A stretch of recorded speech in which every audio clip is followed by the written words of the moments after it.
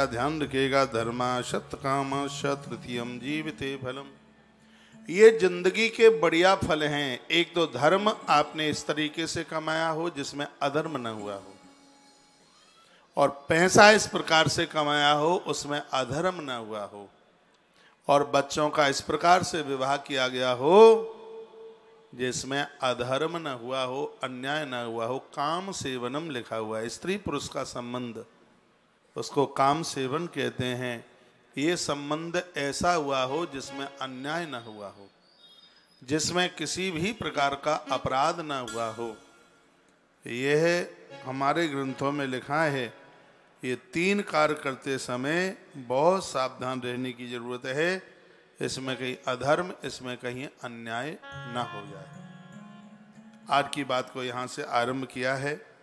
युक्त आहार विहारस्य युक्त चेष्टस्य कर्मसु उक्त स्वप्नावबोधस्य योगे भवति दुःखः।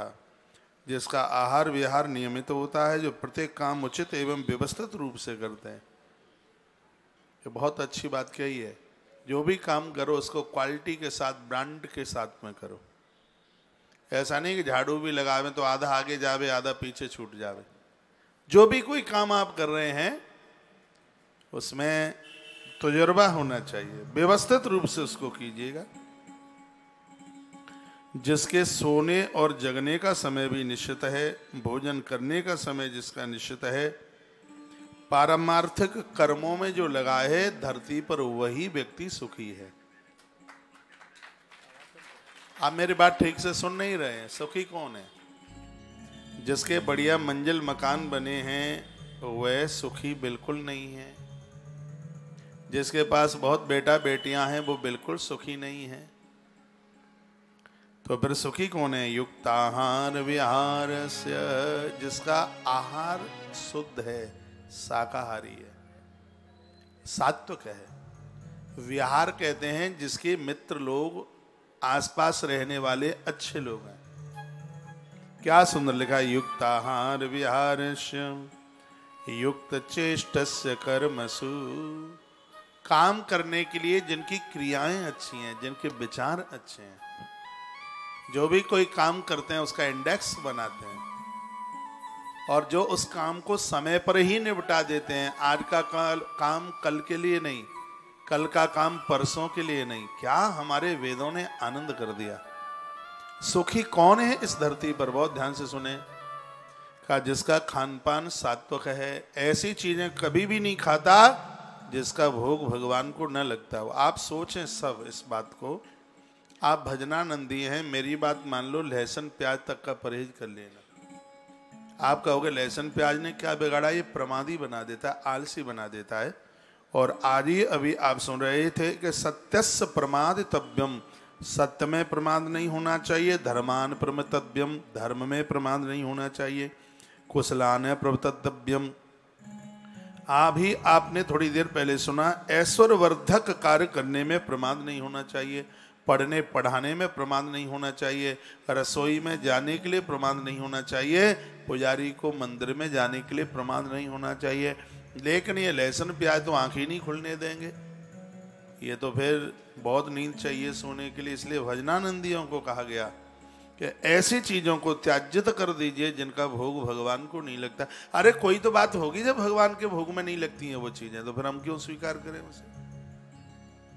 तो वर्णन किया है, कह दिया कि युक्त आहार विहारस्य, युक्त आहार, आहार सात्विक और शरीर की क्षमता जितनी है उतना ही ले। हाँ, ज्यादा लोगे तो सब अंदर का तंत्र गड़बड़ हो जाएगा। इसलिए युक्त आहार, जरूरत जितनी है उतना आहार, सात्विक आहार, और विहार से आपका विचरण शास्त्रानुकूलित हो। कहाँ जाना है कहाँ नहीं जाना, इस बात का ध्यान रखना। ये नहीं है कि रिश्तेदार 36 हैं तो सबके यहाँ जाना है। हाँ, वहां भी उसमें देखना है कि क्या जरूरी, कहां पर जाना है। ऐसा मन सोचिए किसी की शादी हो रही है वहीं जाना है। हमने तो यहां तक पढ़ा है कि किसी की मृत्यु हुई है, उसकी देहली पर बैठने पर जाने पर इतना पुण्य मिलता है कि कई कनस्तर देसी घी के यज्ञ में जलाने पर भी ना उतना मिल पावे किसी की उठावनी में बैठने पर उतना फल प्राप्त होता है। यह निर्णय आपको लेना है, यह विचार आपको करना है कि कहाँ जाना है कहाँ नहीं जाना। बिहार शब्द लिखा, किन लोगों को आप उनके साथ मित्रता करना है। युक्त चेष्टस्य कर्मसु, काम करने की क्रिया आपकी कैसी है। युक्त स्वप्नाबोधस्य योगी भवत दुःखः। इसमें लिखा है कि जिसके सोने का और जागने का और भोजन करने का समय बढ़िया है, जो नित्य अपने जीवन में कर्म योग करता है। आदमी कभी भी बूढ़ा नहीं होता। आप 80 साल के हैं तो भी कर्म योग से जुड़िए, कुछ न कुछ करते जरूर रहिए। फूल पत्तियां लगाते रहें, गमलों की गुड़ाई करते रहें, कुछ न कुछ करते रहें, नहीं तो जल्दी बूढ़े हो जाओगे, जल्दी टूट जाओगे। सुबह घूमते रहिए, थोड़ा पानी लेकर के जाइए, लोटे में किन्हीं पेड़ों में डाल दीजिएगा। अंतिम श्वास के बिना, कृष्ण भी गीता में कहते हैं कि बिना कर्म के मत रहिए। और वर्णन किया है कि जो करते रहते हैं, भोजन का ध्यान रखते हैं, सोने जागने का समय ध्यान रखते हैं, धरती पर वही लोग सुखी हैं, वही चैन की जिंदगी जी सकते हैं। नहीं तो रुपया पैसा होने के पास, औलाद होने के पास भी मूड पकड़ के, सिर पकड़ करके रोते रहते हैं। एक एक सूत्र बड़ा अद्भुत है, आनंद को देने वाला है। इसमें कहा दिवसेन तत्कुर्यात् येन रात्रम सुखम बसेत। इसमें लिखा है जो लोग बहुत सुख चाहते हैं वो दिन में सोए नहीं और रात को जगे नहीं। थोड़ा दोपहर में भोजन करके लेट जाना वो बात अलग है, लेकिन आप 4 घंटा रजाई कंबल लेकर के सोओगे तो दिन में श्वासों की गति ज्यादा रहती है, और जितनी श्वासें खत्म होंगी व्यक्ति की उतनी ही उम्र कम होगी।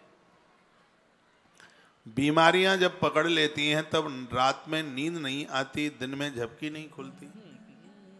रात में नींद नहीं आती है, रात सोने के लिए है, दिन स्वाध्याय के लिए है। कभी ये मन सोचिएगा हमारे पास तो कोई काम ही नहीं है तो अब दिन में जग के क्या करें। क्या शब्द लिखा है, दिन स्वाध्याय के लिए, चिंतन के लिए, चिंता के लिए नहीं, चिंतन के लिए। अच्छे ग्रंथ पढ़ो, अच्छी किताबें पढ़ो। आज तो विज्ञान का टाइम है, समय है, जब टेलीविजन खोलते हो तब ही कोई न कोई कथा सुनने को मिलती रहती है।